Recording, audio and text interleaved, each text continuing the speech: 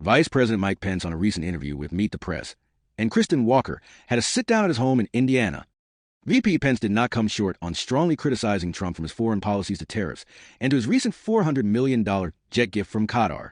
Regarding Trump's speech in Saudi Arabia, he said, quote, "I've never been a fan of American presidents criticizing America on foreign soil, and to have the president in Saudi Arabia questioning America's global war on terror and describing it as nation-building and interventionist, I thought was a disservice to generations of Americans who wore the uniform and who took the fight to our enemy, in Afghanistan and in Iraq.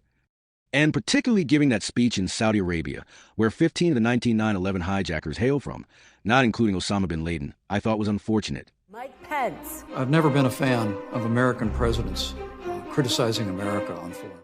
There's no question in this administration that he is surrounded, it appears to me, with people that nurture his more protectionist instincts. Plus, trade tensions. President Trump returns from his trip to the Middle East amid new concerns about his trade war, as the world's largest retailer warns higher prices are on the way. But the level of tariffs that have been proposed is pretty challenging for all retailers, for suppliers, and certainly our concern is that consumers are going to feel some of that. I sat down with his former Vice President Mike Pence on Friday at his home in Indiana. Let me ask you about President Trump's first official overseas trip to the Middle East this week, where he met with the newly installed president of Syria. He dropped all of the sanctions against that country despite Israel's opposition. The trip included stops in Saudi Arabia, Qatar, and the UAE, but he did not stop in Israel. But Kristen, I've never been a fan of American presidents criticizing America on foreign soil. And to have the president in Saudi Arabia questioning America's global war on terror and describing it as nation building and interventionist, I thought was a disservice to generations of Americans who wore the uniform, who took the fight to our enemy, in Afghanistan and in Iraq. Particularly giving that speech in Saudi Arabia, where 15 of the 19 9/11 hijackers hailed from, and not including Osama bin Laden, I thought was unfortunate. Let me ask you about another aspect of President Trump's trip. He said that he was going to accept a $400 million luxury jet from Qatar to use as a temporary Air Force One. He said he'll eventually donate that to his presidential library. Do you think President Trump should accept a military aircraft from Qatar? Well, I think first we've got to remember who Qatar is. We've got a military base there. I have members of our immediate family that have deployed to the region. But Qatar has a long history of playing both sides. They support Hamas. They supported al-Qaeda. Qatar has actually financed pro-Hamas protests on American campuses across the United States. And so the very idea that we would accept an Air Force One from Qatar, I think, is inconsistent with our security, with our intelligence needs, and my hope is the president reconsiders it. I think if Qatar wants to make a gift to the United States, they ought to take that $400 million and plow it into infrastructure on our military base. So you're saying President Trump should turn down this plane? I think he should. I think, look, others have observed there are profound issues, the potential for intelligence gathering, the need to ensure the president of the United States is safe and secure as he travels around the world. And of course, also there are very real constitutional issues. The Constitution prohibits public officials from accepting a present, in the words of the Constitution, a present from a foreign state. Now, they may have some basis through chain of title, through avoiding that, but I think it's just a bad idea, and my hope is the president will think better of it. Let me ask you about an issue that you raised. President Trump's tariffs obviously have been a big theme of this second administration. President Trump says foreign countries pay for the tariffs. He says they're going to make the country rich, and yet you have said, you've called them the Trump tariff tax. Why? Well, first off, the initial reciprocal tariffs that he unveiled would be the largest peacetime tax hike on the American people in the history of this country. As I said, I'm glad he's paused that. And as we're seated here, I understand the president is going to make an offer to 150 countries. But look, he and I talked many times about trade.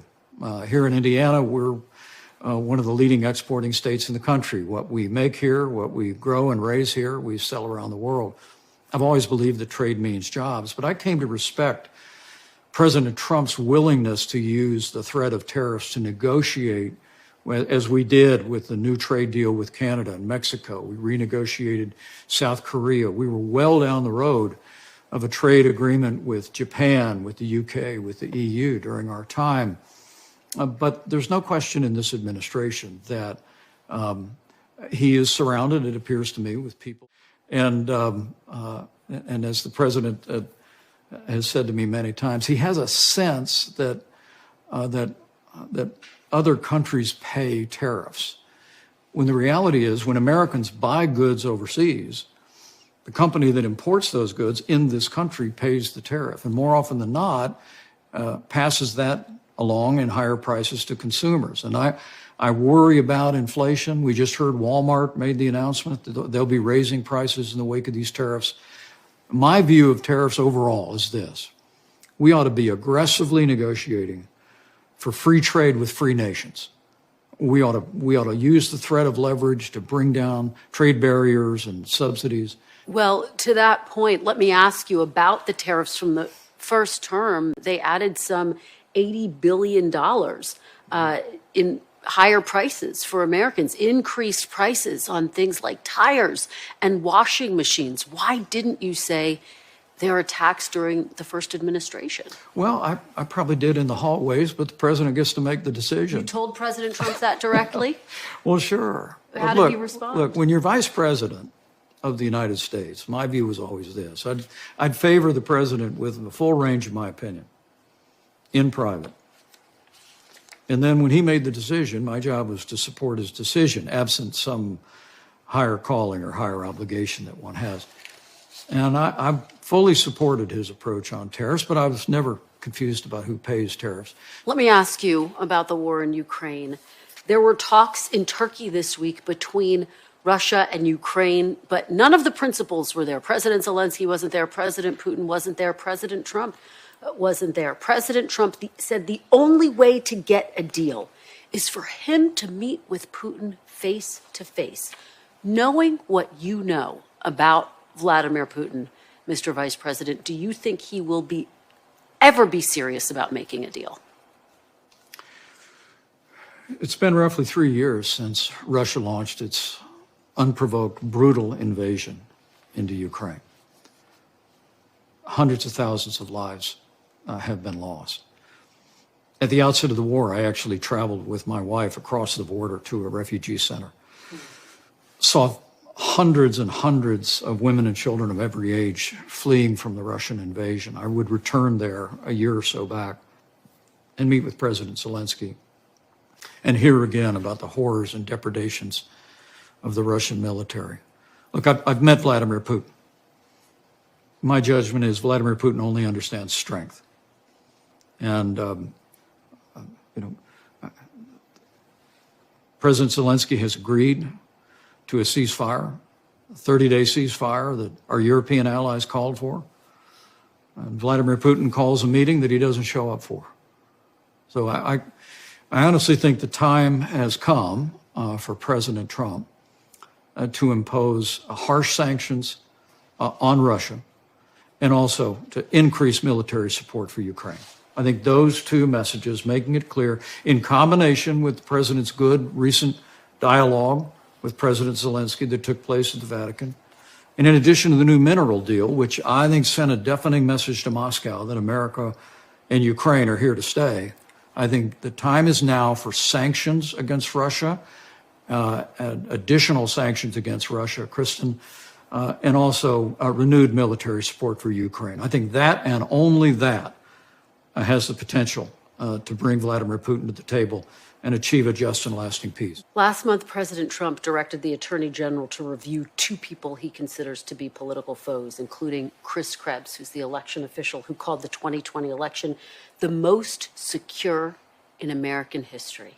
Do you ever worry that President Trump will order an investigation into you for your actions on January 6th? I don't worry about it. I regret some of the rear-view thinking this administration's been doing. I mean, for people that did their job, some of the cancellation of security details around people like Secretary of State Mike Pompeo and John Bolton, I think have been regrettable. But, you know, elections are about the future. And I think the American people elected President Trump to return to the White House to focus on the future. And if I had a word with him, I'd encourage him to keep eyes forward and embrace the better angels of his nature in all these issues. You were recently awarded the John F. Kennedy Profile and Courage Award for your actions on January 6th. President Trump pardoned nearly 1,600 people who were criminally charged in connection with their actions on January 6th. You said that pardoning people who assaulted law enforcement, quote, sent the wrong message. What message did those pardons send, sir? Well, first, let me say I was deeply humbled by the recognition that we received from the John F. Kennedy Library. President Kennedy was a hero from my youth, still is, and to be in any way associated with his legacy and Americans that he wrote about in his famous book was one of the greatest honors of my life, and I'm truly grateful. But look, I will always believe by God's grace I did my duty that day to support and defend the Constitution of the United States and see to the peaceful transfer of power.